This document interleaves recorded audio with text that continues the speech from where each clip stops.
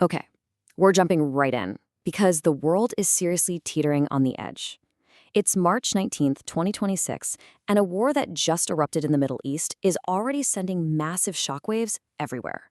We're talking about our economy, our technology, even our climate, and it's all happening in real time. So let's break down exactly what is going on. This. This is the phrase that just put the entire planet on high alert. Just a few hours ago, President Trump dropped these exact words, and he was hinting at some kind of massive strategic shift in a conflict that's already spiraling out of control. The stakes really don't get much higher than this. And you've got to remember, this didn't just happen overnight. We are on day 19 of a brutal, grinding war between the US, Israel, and Iran. Tensions had been ratcheting up for almost 3 weeks straight. And today, well, today feels like they might have finally hit the breaking point. All right, so let's start right at the epicenter of this thing. What exactly went down in just the last 24 hours to set off this global alarm? It has just been a relentless, nonstop cycle of escalation. First, overnight, Israel takes out a top Iranian security chief right in Tehran. Then, just a couple hours later, we start getting details about massive US B-2 bomber strikes hitting Iran's nuclear sites.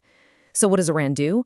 They issue this chilling threat. The Strait of Hormuz, that critical artery for all the world's oil, is going to be changed forever. And all of it leads up to President Trump's morning speech, where he declares a national emergency and drops that nuclear bombshell line. Every single step is a direct reaction to the one before it, and it's just pushing us all deeper and deeper into this crisis. So, with all that military action as the backdrop, let's look at how this is creating a massive economic shockwave. And what's really fascinating here is that it's a story of complete paradox. You've got deep, deep panic on one hand and surprising record-breaking highs on the other. It's wild. Right in the middle of all this chaos, President Trump made sure to point this number out. The Dow Jones just smashed through 50,000 for the first time in history. So, you have to ask, right? How on earth is it possible that during a major global conflict, the stock market isn't just stable, it's absolutely booming? And here's the other side of that coin. Oil prices are going haywire, bouncing all over the place around $102 a barrel.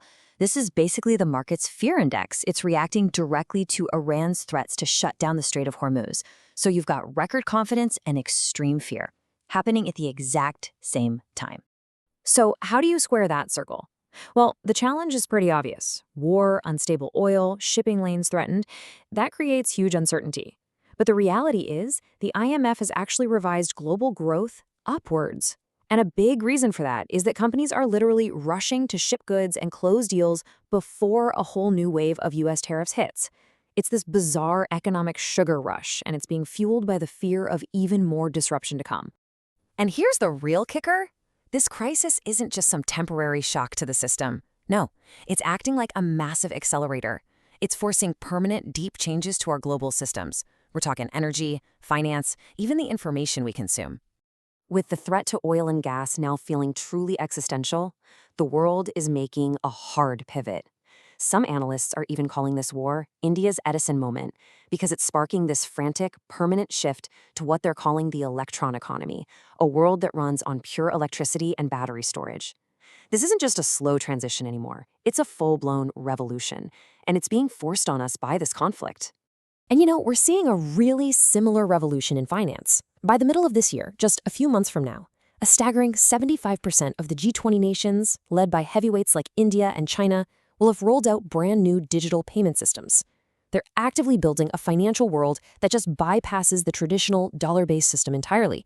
And this crisis, it's just pouring gasoline on that fire. The war's even reshaping our digital lives. The sheer amount of garbage, low-quality AI-generated propaganda and fake news about the conflict has gotten so out of hand that platforms like YouTube have had to invent an entirely new category just to deal with it all: AI slop. That's a direct response to a totally new kind of information warfare. But beyond all these huge systemic shifts, there are immediate, very tangible costs. Costs to people and costs to the planet. And this is where the crisis gets very, very real. While everyone's eyes are glued to the war, the planet itself is sending up its own warning flares. In 2026, we're seeing this record-breaking climate trend that scientists are calling the missing spring. Basically, the Northern Hemisphere is skipping the season entirely, just jumping from a cold winter straight into brutal, extreme heat waves of 40 degrees Celsius, that's 104 Fahrenheit, and even higher. And then, of course, there's the direct human toll. We know of about 200 American service members who've been wounded. There are 1,000 Indian students who are essentially trapped in Iran, just waiting for evacuation. And the whole diplomatic scene is just unbelievably complex. Get this. India's prime minister is publicly condemning Iran's attacks on Kuwait. But at the exact same time, Iran is officially thanking India for sending a huge shipment of medical aid. It's just a crazy snapshot of how tangled up this whole conflict has become. So, when you try to put all these pieces together, the military threats, the bizarre economy, the permanent system changes, what does it all actually mean? It really feels like we're standing at this profound global crossroads. This is really the core tension of 2026, isn't it? The old ways of doing things, our total reliance on fossil fuels, on the US dollar, on traditional media, they're all fracturing under the immense pressure of this war. But at the same time, in their place, new systems are being born with this incredible, maybe even dangerous speed. And that really leaves us with the ultimate question. As this conflict reshapes the entire world right before our eyes, are we just watching a descent into total chaos? Or are we witnessing the painful, violent birth of a completely new global order? Everything we're seeing today suggests the answer could very well be both.